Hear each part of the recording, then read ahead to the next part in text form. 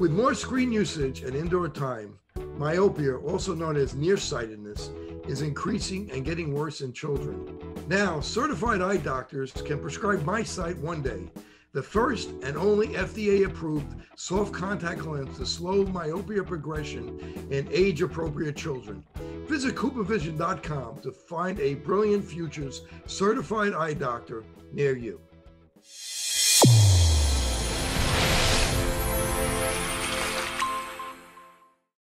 Your eyes and your vision are under attack. Damaging blue light from the sun, your phone, your computer, your tablet, even light bulbs and car headlights is constantly bombarding you. The good news is our eyes actually already have a line of defense to counter the effects of blue light. This defense is made up of 3 pigments called carotenoids. MacuHealth with Micromicelle, the only supplement with the exclusive patent on all 3 macular carotenoids and Micromicelle technology. Welcome back to part 2 of my interview with Dr. Alessio Fasano. In this episode, we continue our gut microbiome discussion. Dr. Fasano gets specific on the best ways it can be restored and strengthened.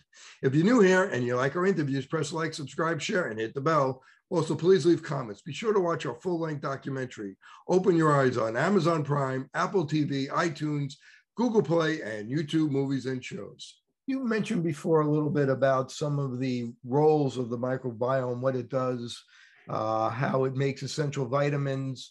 If you could go over some of the details of what the microbiome does for our body, what are some of the essential functions of the microbiome? There are 4 or 5 that are super essential. One, again, we are not able to scavenge completely all the energy from our food. Nowadays, this may not be that important, but brings back 2 million years ago. I mean, if you don't take full advantage of what you have access to, you may not have enough nutrients to really survive. So the microbiome give you this extra mile, so to speak, of scavenging nutrients from your food. That's extremely important even nowadays for the quality of these calories and what they do for us. Some vitamins, particularly some vitamins of the complex B, in order to have enough with the diet, we should eat an humongous amount of these products, and we do not. We can't. But the microbiome will provide the additional amount of vitamins that we need. We discussed on length that I don't want to go back to the role of the immune system. That's extremely important. And again, in the first 1,000 days of life are extremely, I would say, instrumental to decide our destiny. Remember that 2 million years ago, when, evolutionarily speaking, we built the immune system, we were meant to fight a single enemy, infections. The average survival age was 14, 15 years. You don't live enough to develop diabetes or cancer. So the immune system was fighting only infections. How? Creating very hostile environments. There is the inflammation too hot with chemicals like cytokine and chemokine that will kill the bacteria, microorganisms, and so on and so forth. The tissue that's inflamed dies together with the enemy, but the entire organism survive. So the idea is turn on when you're under attack and you definitely need to defeat the enemy, but turn it off when the enemy is being, defeated, because you don't need to continue the inflammation that will become detrimental. The first 1,000 days of life, it is the microbiome that programs the immune system. Where should I put the bar when it's time to unleash inflammation? So if there is a friendly symbiotic relationship, the bar will be put very high with the programming to turn on and off at the right time. But if there's an imbalanced microbiome, the bar will be placed so low that we develop inflammation also for trivial, non-essential, non-important stimuli. And it's a matter of time and a specific genetic background, this will lead to a negative outcome. So that's a key element of the function. Last but not least, a balanced microbiome protects us against enemies, against pathogens. Penicillin is not a molecule produced by a microorganism to kill another one. So, again, imbalanced microbiome is the best way to protect against, pathogens. So these are the main functions that the microbiome does for us. As far as feeding a baby, at what point would you introduce wheat, or would you never introduce wheat, because that first 1,000 days is so important? I think that we don't have evidence to delay the introduction of wheat as a way to, have a better microbiome. So again, if we introduce wheat at weaning for 6 months, in proper amounts, of course, we have seen no difference in terms of the trajectory of these kids when it comes to their clinical outcome compared to the ones in which we delay the introduction of wheat. We had a very well designed, trial in which we took 700 neonates at risk for celiac disease because somebody in the family had celiac disease. And we had some of them that introduced for 6 months and some that delayed the introduction at 12 months. The one that delayed the introduction, delayed the onset of the disease, but the total number was exactly the same of the ones that they introduced gluten for 6 months. So it just merely delayed the onset, but doesn't prevent it. Now let's talk about the gut intestinal lumen and how it controls antigen trafficking.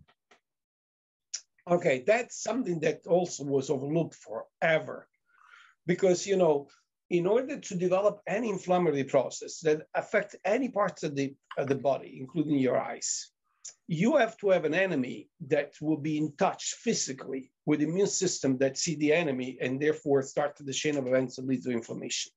These enemies in general are very large molecules, are proteins, what technically we call non-self antigens. So in other words, proteins that do not belong in our body. And, the field of immunology always gave it for granted that this protein somehow gain access in our body, but never really we realize how. Again, if you look at the physiology of the GI tract that represent the largest interface with the environment, given that the skin doesn't allow anything to come through under physiological circumstances, while the gut does, you will not be able to bring in any big molecule whatsoever. It's built to avoid the big molecules will come in. So how did that happen? We didn't know that. So the gut is covered by a single layer of epithelial cells that in the past were considered to be sealed in between each other with a sort of seal cement. So everything that comes from the environment has to go through the cell and not in between. However, through the cell, large molecular peptides, they cannot come in. Matter of fact, if we want to make use of proteins that we eat, they need to be dismantled in their single elements, amino acids that can be brought in, and then burned to make calories or remount based on our genetic, programming to make our own proteins.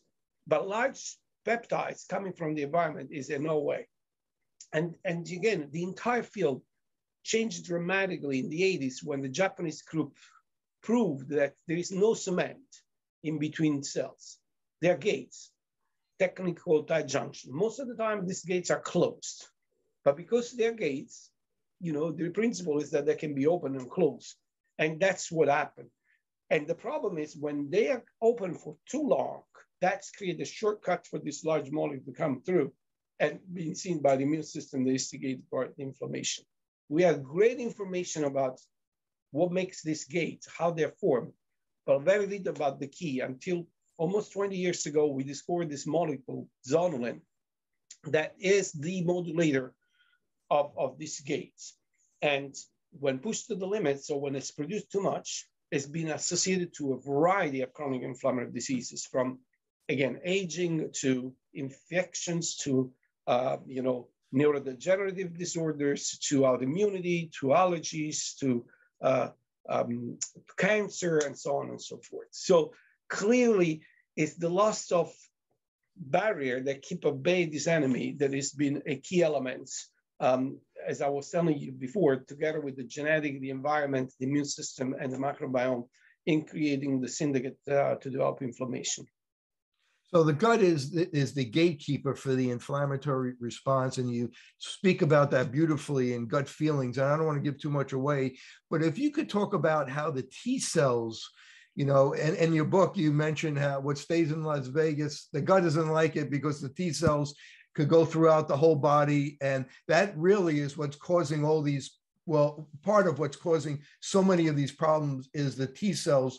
These powerful cells from the immune system, and am I correct in saying that 80% of the immune system is in the gut, and if you could also at the same time explain the gulp, because people are very surprised to hear that 80% of your immune system is coming from the gut and the power of these T cells. Oh, absolutely. The richest organ in terms of immune function is definitely the gut. And what you alluded to is not that, this is residing there, stay there. It's extremely dynamic. If you look at the gut-associated lymphoid tissue, this gulp, it's like an army made of different subspecialties. There is the army, there is the Air Force, there is the Navy. So there are different subsets of cells that do different things. They are the ones that will deploy immediately when we're under the attack, like the 3D cells, the monocytes, and so on and so forth. And then there are the B cells, the ones that will produce weapons. They are the antibodies. That in the mucosa of the gut, they are mainly IgA, can be secreted in the gut lumen, and they make the secreted IgA that fight the enemy outside the wall of the city, so to speak. But the ever artillery are these T cells. These are the ones that can create a huge amount of damage. Now, for reason that we start now to understand, when activated, so when exposed to this enemy that comes through this increased gut permeability, these immune cells are committed against a specific enemy, let's say casein or gluten or whatever that will be. And every single time that they see this enemy, they really fight and create huge damage. However, what we learned that, some of these T cells will stay on the battlefield, they create inflammation locally. And so you have inflammation in the GI tract. But some of them are programmed to leave the gut and go anywhere. For example, in your eyes. And, I know, for example, in uveitis, at least in an animal model, when they look at these T cells there, they have on their surface some specific markers, like the alpha-4 beta-7 CCR9, that tells me once upon a time I was homing in the gut. That's where I'm coming from. So they've been programmed in the gut to go after something and then leave there and go to a different district, in this case, the eye, and create the inflammation, the distance there. So that's the reason why the gut immune system and how this is influenced by the microbiome is so instrumental to understand why we develop inflammation anywhere in our body, including our eyes. And this will open not only new diagnostic paradigms, but definitely new therapeutic targets. I mean, it's so interesting because it's a great explanation of autoimmune disease, and it could affect any part of the body, whether we're affecting the eye, the brain, the skin, that is starting from the gut. Absolutely. I mean, again, Kerry, let me tell you something that is not a given, because there's a lot of controversy in the matter, okay? Most, I would say, many classical immunologists believe that in autoimmunity, when you turn on the autoimmune process, that's it. You've been switched on, the process that cannot be switched off. I really have a hard time to believe that this is the case. The reason why is, let's say that indeed this is due to a mutation of a series of genes that put me at risk to develop multiple sclerosis or develop diabetes. What is my genetic advantage to maintain these genes? There is only detriment. I don't have any advantage. And it's not that I have sickle cells that will be less affected by malaria. Therefore, that mutation protected me against the infection of malaria and increase the penetrance of that mutation. I have no advantage. In other words, the concept that there are genes that put me to turn on the autoimmune insult, it cannot be turned off. It's against any logical explanation. As a matter of fact, Celiac disease, now that is undisputably an autoimmune disorder, unique because we know the trigger, is proving me that if I stop the trafficking or the exposure to the insult, elements, gluten, let's say put on a gluten-free diet, I turn off the entire immune process. So if I knew what was making me sick with diabetes and I take it out, I was suppose that the same will happen. The immune system, in other words, is doing only the job that is being programmed to do. There's an enemy. I've been activated against this. I need to fight because I need to get rid of this enemy. If the enemy is not around anymore because I go gluten-free or I stop the gut permeability by stopping the permeability of these elements, that should stop the process. Now, COVID-19 can cause, as a consequence, an autoimmune, response, mainly due to the leak from the gut into the bloodstream of the spike protein, the one that we've been after with this vaccines. The spike protein is called a super antigen. So in other words, it's capable to activate the T cells that will expand and create the cytokine storm typical of some of the complications of COVID. One of the most frightening complications in pediatrics, rare but extremely severe, is called multi-organ inflammatory syndrome of MIS-C. In this condition, we found that zonulin increased, spike that got access in the bloodstream with the consequent situation of the cytokine storm and insult to the heart, the lung, and so on and so forth that these kids they experience.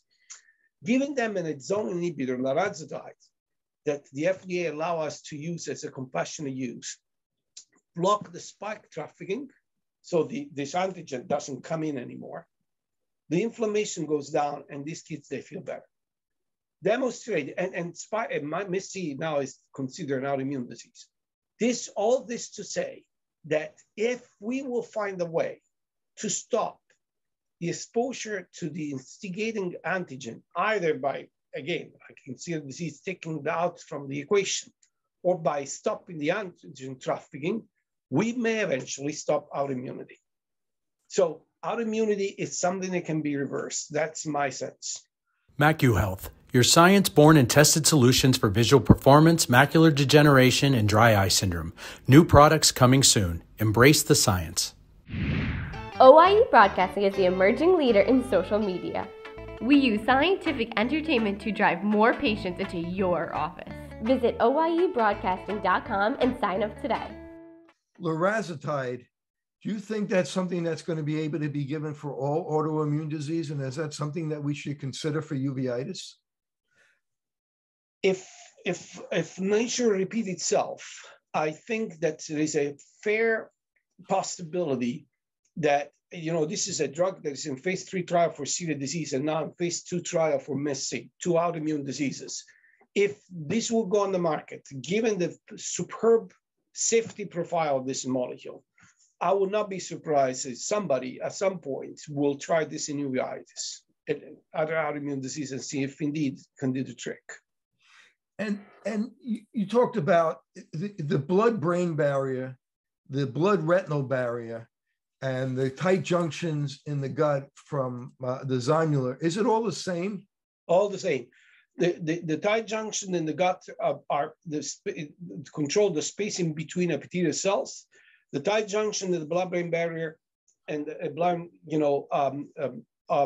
eye barrier are controlled by endothelial cells. They are made by the same structure. They are modulated the same thing. As a matter of fact, some conditions back autism, we found that the destruction of the gut barrier parallel destruction of the blood-brain barrier in these kids. And the same has been shown in multiple sclerosis and Alzheimer. You were instrumental in discovering zonulin. Did you name it? Were you the one that gave it the name zonulin? And yes, I did. Where'd you come up with that? Because the Latin, that I'm from Italy, so I like Latin better than other. The Latin name of tight junction is zonula occludens. So zonula occludens is the counterpart, it's the synonymous of tight junction in Latin. So that's why I call that zonulin. There was something that's really interesting, that the gene coding for zonulin, the gene encoding rather, is located in chromosome 16, and which is only about 3% of the human genome. But chromosome 16 is involved in all these different diseases. Oh, yeah. Can you explain the interaction between that? Well, again, the logical interpretation is chromosome 16 is loaded with a variety of genes that control function that has to do with autoimmunity. So probably they're meant to be harmonizing their action, and that's the reason why they sit on a chromosome that really account only for a little bit less than 3% of the human genome. But it's a extremely important function right there. And is there an assay that I know there are some companies that have it, like Eagle Bioscience, that measures zonulin. Is that something that you measure? And is that something that you would recommend myself or other clinicians measuring in the clinic? So we don't have a good measurements for gut permeability periods. The zonulin assay is still a work in progress that needs to be validated a little bit further, because we don't know exactly. Zonulin, by the way, is not a single protein, but it's a group of proteins, a family of proteins. Some of these assays test more efficiently some of these members of the family versus others. So I believe that at some point somebody will come up with a zonulin assay that will clearly tell us which members are measuring. But I know that in Europe, the zonulin assay is widely used for clinical purposes, much more than here. I see that now, papers coming out from the United States suggesting that, people that are using this as a biomarker of gut permeability as well. But mostly from the scientific part, the clinical applicability is not as widely diffused as in Europe yet. Is it something that you're using in your clinic? Rarely, to be honest with you, because I really would like to see the validation of this assay. Interesting. So when we look at some of the things that cause the gut to be compromised, some of them are drugs like PPIs. Can you give us your feeling on? I mean, you're a gastro guy, and PPIs are used by the gastro people, but are they only supposed to be used for 2 months? I see patients that have been on it for 10 years. Yeah, again, we didn't know the negative impact that the prolonged use of PPIs can have on us. And I'm so sorry to be a broken record, but this goes back to the microbiome business. So what the PPI does is to decrease the acidity of the stomach, of course. And, on a daily basis, we, swallow gazillions of microorganisms. 80% of them are eliminated in the stomach because they don't survive gastracidity. Now you lose that barrier. So you have a huge flux of microorganisms that now you have to sort who stay, who goes.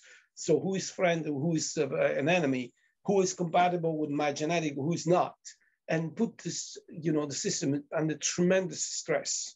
And some of the consequences, for example, is the increase of incidence that I see in clinic of small intestine bacterial overgrowth, because now you have this huge amount of microorganisms that got there, and they are able to colonize the small intestine where they are not business to be there.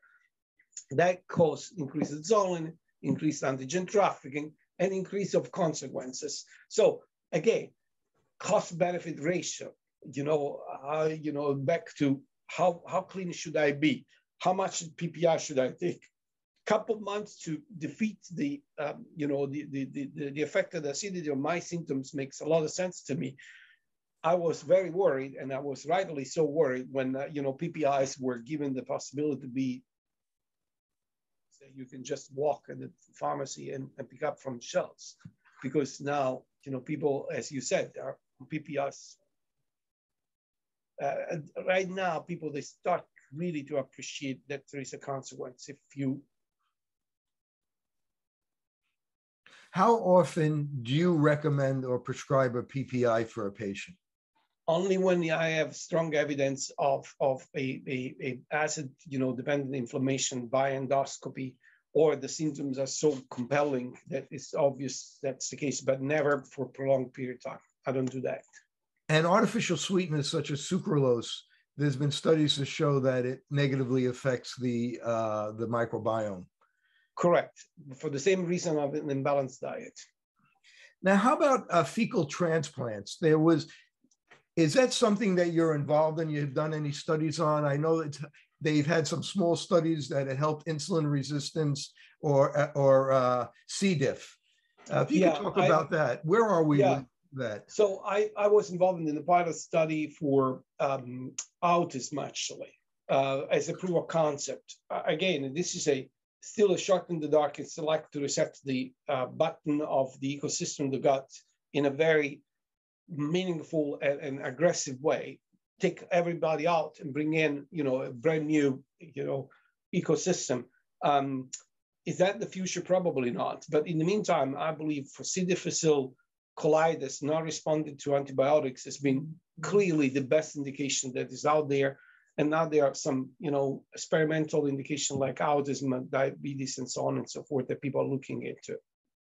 And is C. difficile really is because the gut microbiome has been devastated from antibiotics? You put a bombshell on the microbiome, 90% of the microorganisms they are, susceptible are gone. C. difficile is capable to survive and now has no check balance with other microorganisms and take over. That's what it is. And that creates inflammation, of course. As we finish up, I just want to go over some clinical things. And so symptoms of dysbiosis, if you could go over some of the symptoms and what you're looking for or as somebody watching this, say, okay, my gut microbiome isn't proper. I have the wrong type of bacteria or microbes, and now I have something called dysbiosis. What are the symptoms that these people will be having? The vast majority of people will experience GI symptoms like bloating, stomachache, abdominal cramps, irregular bowel movements, can go constipation, diarrhea. Sometimes this can be really severe. Others, they can have symptoms that are so vague that you don't even know. Chronic fatigue, short memory loss, the feeling of heckness in the entire body. So in other words, the sign of chronic inflammation, and they don't know where this is coming from. People that eat and then they wind up with a swollen belly, especially at night. What's that usually from? I believe that the small intestine bacterial overgrowth is the most logical explanation because there is an immediate effect of food that is fermented by this microorganism, the small intestine. The final product of fermentation is gas. And people that are so hungry at night, they're not hungry during the day, but they're just hungry at night. What do you think that's related to? Hard to say. Again, it's still an issue of metabolic imbalance that is created by a microbiome that is not spreading out that resource of nutrients coming through the day, scavenging the proper nutritional, elements, and therefore you waste more than you're supposed to. So the glycemic level goes down much faster. That's a possible explanation. And with obesity, I know there was some studies with twins and the diversity, and there's a type of bacteria called firmicutes or firmicutes. If you have more of those, are you more at risk for having obesity? Yeah, I mean, this is very descriptive. We don't know all the data. I believe that in part, well, that's a sign of dysbiosis, of course. I believe that now we have more elements that suggest that the firmicutes bacteroidetes ratio, it's just the surface of what will suggest that something's going wrong in terms of the balance of the microbiome. And my last question is, there was a study about antibiotics and people who took 5 courses of antibiotics over 15 years had a little bit greater than 50% greater risk of diabetes. Of that, more than anything else, will prove your case. If you could comment on that. Yeah, I mean, some critical, people, they still believe there is no cause-effect relationship there, but I believe that, it's pretty telling that, taking the antibiotics comes, with some consequences. Once again, you have a meningitis, the cost-benefit ratio is to go for antibiotics, but otherwise you die. But when particularly in young kids, that again, a crucial time of microbiome maturation, we use abuse of antibiotics when we saw that the vast majority of infection in the first 3 years of life are viral. That makes no sense. You just, undermine the capability of these kids to continue the trajectory to find the right relationship with his or her microbiome. And my last question is, there's been studies with schizophrenia, mental illness, and the microbiota. For people at home that may be suffering, is there something you could say to them? Well, again, schizophrenia, mental health disorder, and chronic, depression, they're all neuroinflammatory conditions. We know this is a fact. And if, whatever we discussed for the past hour or more makes any sense, if inflammation is really generated by, this inappropriate, microbiome interaction with the host, I have some hope there. So I see animal models already pinning out with some results that are very promising. Hopefully this will come to fruition to clinical applicability sooner rather than later. And is there anything that I've left out that you want to tell the audience? Kerry, we've been pretty exhaustive, but again, I believe that, again, the goal for us now is mainly to change the way that we approach healthcare. We cannot continue what we're doing to just give it a try with the medication, knowing that the best medication on the market, they have 40-45% efficacy signal. The future is personalized medicine. In other words, I want to know beforehand if I take a drug that I will respond to that. And most important, primary prevention, much cheaper, and quality of life will be much better if I prevent the problem rather than fix when the problem is already materialized. All this implementation of new way to do healthcare will impose to look at the microbiome more and more carefully, because that will allow us to stratify the population, do target intervention, and most important, to do primary prevention. I want to thank the great Dr. Alessio Fasano for joining me today. If people want to get the gut feelings, where could they get it? I'm sure pretty much anywhere, but anywhere. Amazon, of course, is the most logical place. And I want to stress that Susie Flaherty and I that wrote this book, we're not going to make any money out of it, because whatever comes out of the revenues will go back to science and, again, to research, support research of what you read in that book. And if people want to find out more about Dr. Fasano, how could they do that?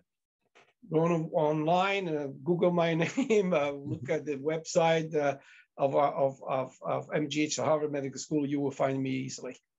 Dr. Fasano, thank you so much for joining me today. You're unbelievable. You're helping mankind. And I just want to thank you from the bottom of my heart for joining me today on Open Your Eyes and helping the vision community learn a little bit more about how the gut is so important. Thank you, Dr. Fasano. Thank you, Kerry, for having me. Very much appreciated.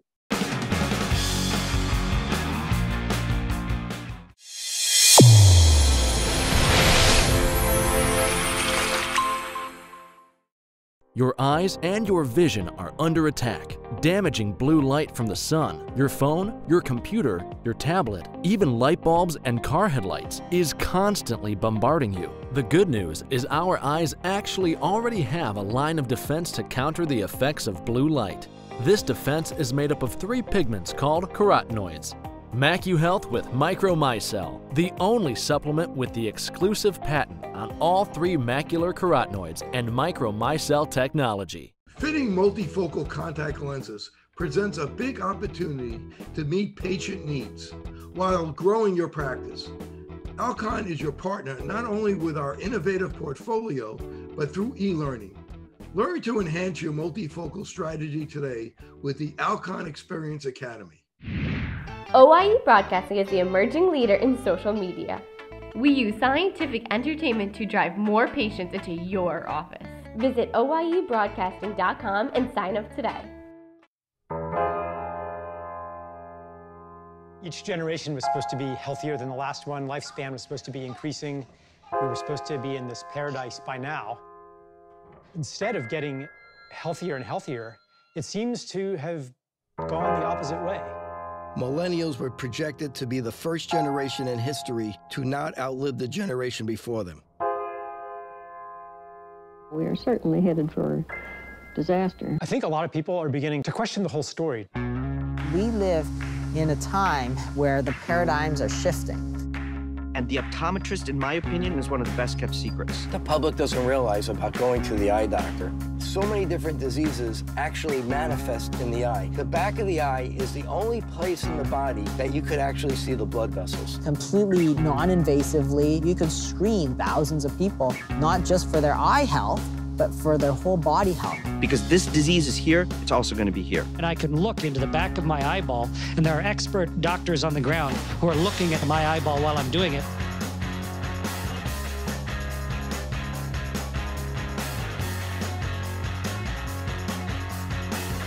The eye is the canary of the mind. The eye is the kingdom. Will everyone please open their eyes?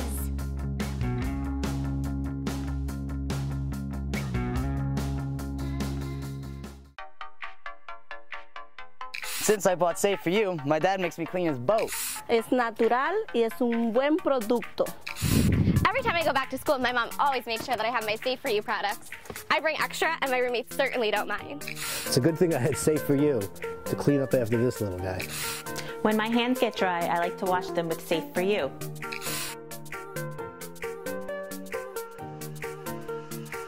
And most importantly, the reason why I buy Safe For You is because it's safe for me and you.